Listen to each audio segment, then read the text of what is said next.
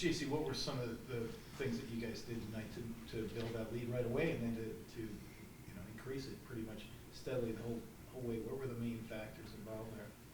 I think first and foremost, getting the chance to play here again in front of our home crowd, that's something that we never take for granted.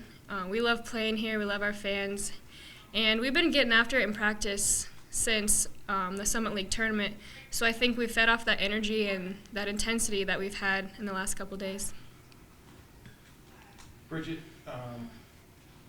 you've had a great season and a real surprising season, I think, for the people aware of how many talented kids left the program.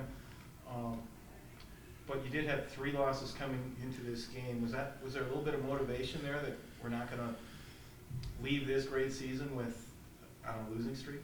Yeah, I think JC said it best. We had a couple of really good weeks of practice to kind of figure out ourselves, again. And I think our younger kids are super hungry to keep playing, and I know our seniors and just everybody through the line is just really excited. When we heard we got our home game again, we were like, we are not losing here. Let's go get this one. So it's just it's a privilege to play here. We want to play here again, so we're gonna keep trying our hardest to bring it back home. So. Bridget, was there a little bit too of kind of chomping at the bit a little bit, like they said, it's been a while and all you've had is practice? Yeah. I looked at Allison before and I was like, we almost haven't played a game for 2 weeks, but it felt good to get out there. At the start it was a little bit like, getting your legs and stuff going again, but everybody is very hungry to do well and to keep playing. So.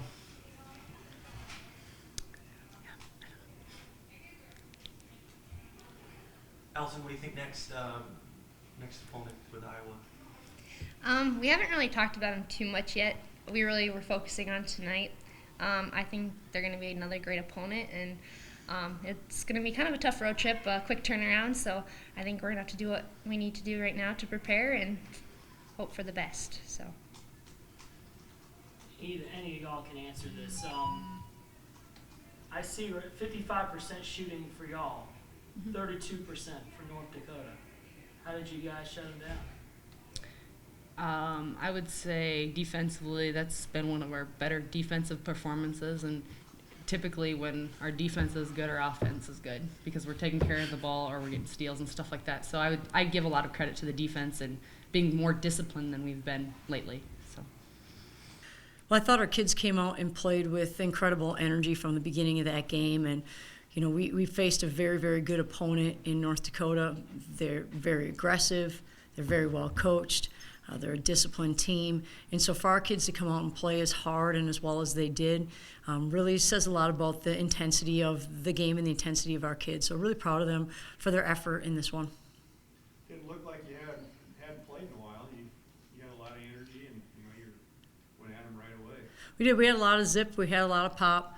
And our kids, I thought, really understood how to attack. And I thought just really played very good team basketball, even though at times we maybe didn't get as many assists because they lock into shooters. They do a really good job taking away arc shooters. So I think we only had 5 arc shot attempts in the first half when they went into a zone. We got a couple more in the second half. We got a few in transition, but they do a really good job of taking that away. So then you've got a counter, and I thought our kids did a good job attacking the rim, getting the rim, and finishing around the rim better than we have in certain games. Don, did you pick up that, after losing 3 in a row, the last 3, that they were motivated to not want to finish the season with a losing streak? Was that part of this at all? Well, I think our kids are really motivated regardless. And I've said all along that this group of young ladies has handled adversity as well as you could possibly imagine. They're a group that, through all of the changes and all the transitions, has been a team that whenever there's adversity, they continue to embrace it and thrive. And they did that again, I thought, with the loss that we had in the Summit League tournament. We got back and they had a couple days off, but then got after it in practice. It was really aggressive, and our kids responded. They understand the tempo, the intensity, the competitiveness they need to play with, and certainly this game should help with confidence as well. And to that point too, do you think this game did wonders for Allison in the conference?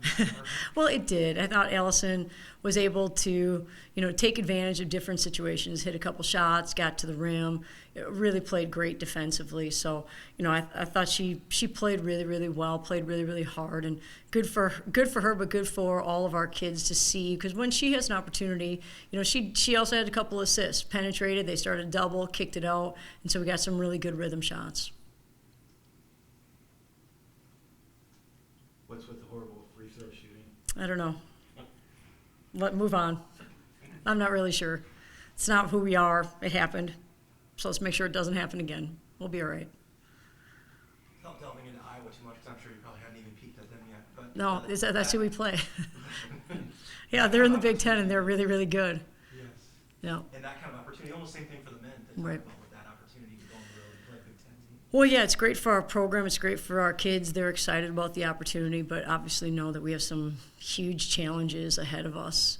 On the perimeter, they shoot it well. They attack the rim. They've got great size inside. Very disciplined. So, just in knowing their style of play, watching them a little bit on the Big Ten Network over the course of the season, but have not watched them up at this point in time. So, tomorrow we'll get on the road and we've got a long night of trying to figure out what we need to do to get ready to play the next game. But at this time, again, our kids have seen a lot. 31, 30, this will be the 32nd game. So we talk about the tools in our toolbox. There are a lot of them in there. You've seen a lot of different things.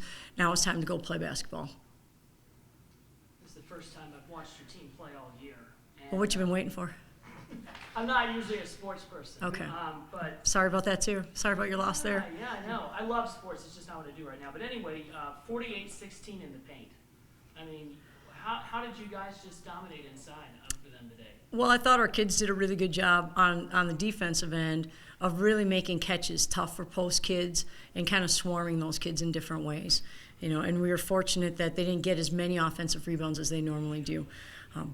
Offensively for us, we tried to attack the paint in a lot of different ways. We tried to dribble penetration, we tried some pass penetration, and I thought our kids did a good job getting there and then recognizing. You've got a one-on-one opportunity, take your time, get your eyes on the rim, simple basketball kind of things, but not simple when you're playing against a team that is strong and physical and trying to rush you and trying to make you play fast. So I thought our kids made some really good decisions when they got in the paint, but we did a good job of spacing the floor when we were penetrating, which made them make difficult decisions. Are we going to help off of a shooter in the corner, or are we going to lock into this kid and make this kid beat us one-on-one?